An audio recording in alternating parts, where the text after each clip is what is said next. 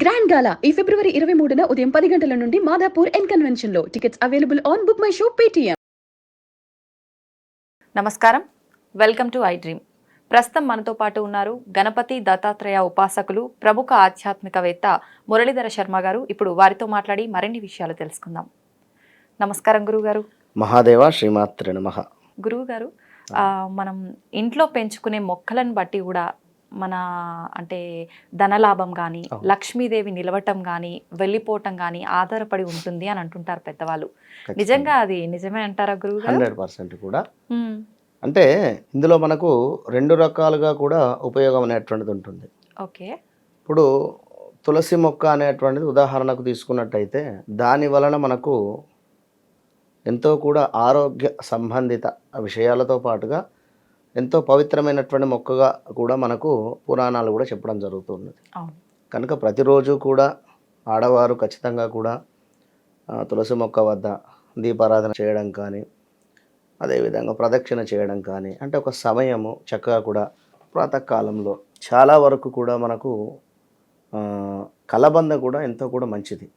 Okay. వాస్తవానికి కూడా కలబంద చెట్టు కూడా ఇంటి ముందు పెట్టుకోవడం వలన ఒక రకమైనటువంటి ఫలితం కలిగితే, ఇంటి వెనకాల పెట్టుకుంటే మరొక రకమైనటువంటి ఫలితం కలుగుతుంది.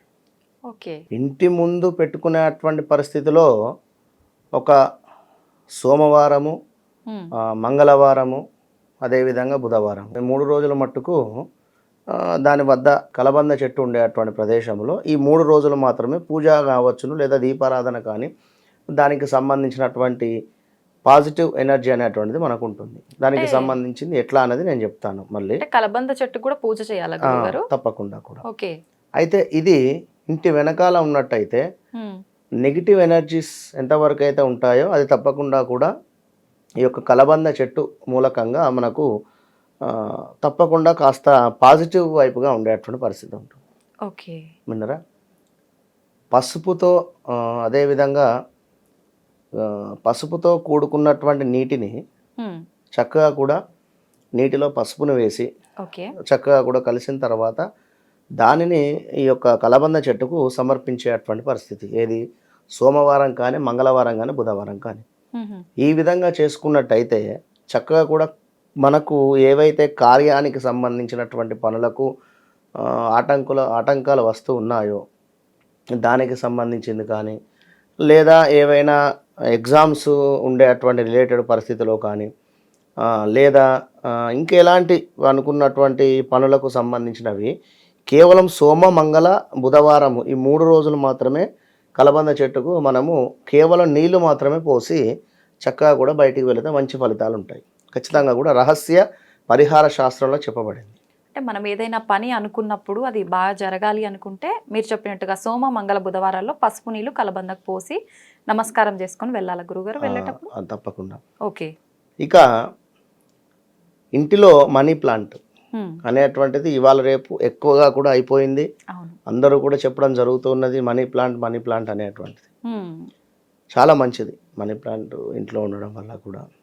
మనీ రిలేటెడ్ కావచ్చును, దానికి సంబంధించింది. ఇంకా మనీ ప్లాంట్ పెంచడం వల్ల సంపద పెరుగుతుంది? తప్పకుండా పెరుగుతుంది, 100%. మరొకటి విషయం ఏమిటి అంటే తిప్పతీగ అని చెప్పి ఉంటుంది ఒకటి. ఓకే. దీని వలన ఇంటిలో నెగిటివ్ ఎనర్జీ కానీ, లేదా ఒక ఎలాంటి దుష్టశక్తులకు సంబంధించినటువంటివి ఈ యొక్క తిప్పతీగ మూలకంగా మంచి రిజల్ట్ ఉంటుంది. ఓకే.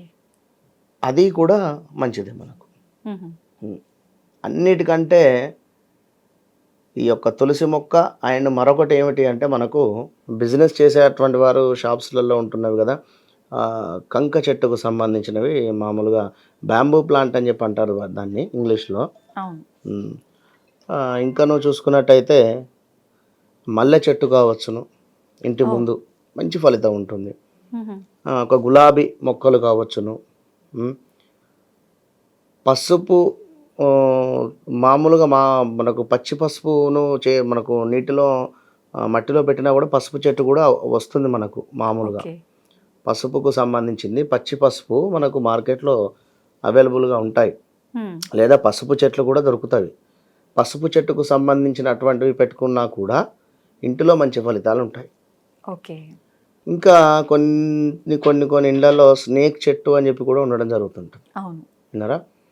ఇవన్నీ కూడా ఏమిటి అంటే నెగిటివ్ ఎనర్జీని తీసేయడం కావచ్చును, లేదా కొన్ని మనీ రిలేటెడ్ ఉపయోగపడేటువంటివి ఉన్నవి, కొన్ని నెగిటివ్ ఎనర్జీ తీసేటువంటి విధంగా ఉంటవి. ఇట్లా ఈ రకమైనటువంటి చెట్లను మనం ఇంట్లో పెట్టుకున్నట్టయితే ఖచ్చితంగా కూడా మంచి ఫలితాలు ఉంటాయి అని చెప్పి మనకు శాస్త్రంలో చెప్పడం జరుగుతున్నది. కానీ అందరూ కూడా ఉదయం లేచినప్పటి నుండి కూడా ఖచ్చితంగా కూడా తులసి మొక్కను మించింది మరొకటి లేదు.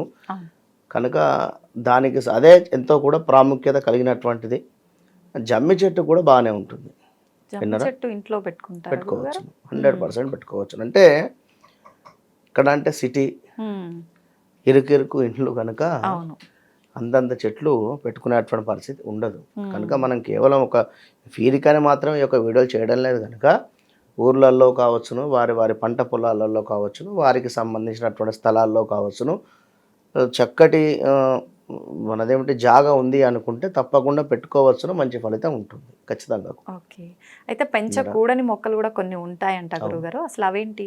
అంటే పెంచకూడని అంటే అన్ఎక్స్పెక్టెడ్గా మనం ఒక ల్యాండ్ తీసుకోవడం జరిగింది అనుకుందాం.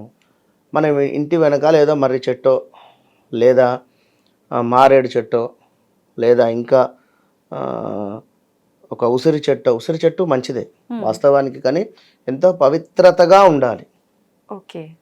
కనుక ఇలా ఉంటే మనం ఏం చేయలేం. ఎస్పెషల్లీ మనమైతే ఇప్పుడు ఉన్నటువంటి పరిస్థితులలో చెట్లను అయితే తీసుకొని రావాలి అనుకుంటే ఇప్పుడు మనం చెప్పినటువంటి మంచి చెట్లు సరిపోతాయి. జనరల్గా ఎక్కడో ఉన్నాయి అనుకుంటే వాటి సంధానం వాటిని విడిచిపెట్టింది ఉత్తమం, అంతే. విన్నారా? అయితే అరటి చెట్టు, బొప్పాయి చెట్టు ఇంట్లో పెంచకూడదు, లేవగానే వాటి సైడ్ మనం చూడకూడదు అంటుంటారు. అది అరటి చెట్టు మంచిదే, అరటి చెట్టు మంచిదే. బొప్పాయి చెట్టు అంటే నేనేమంటున్నా అంటే తల్లి, ఇప్పుడు మనం స్పెషల్గా పెట్టుకునేటువంటి అవసరం అయితే ఎక్కడైతే లేదు. ఏదో మనం ఎక్కడో ఇంటి వద్దకు వెళుతూ ఉన్నాం, అక్కడ ఉంది అంటే విడిచిపెట్టండి.